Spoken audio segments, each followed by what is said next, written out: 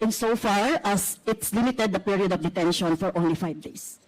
I move, Mr. Chair, that the period of detention of Attorney Lopez be 10 days instead of 5 days. So move, Mr. Chair. 10 days, so additional 5 days, tama po ba? Yes, Mr. Chair, kasi hindi na siya makaka-attend ngayon, ano.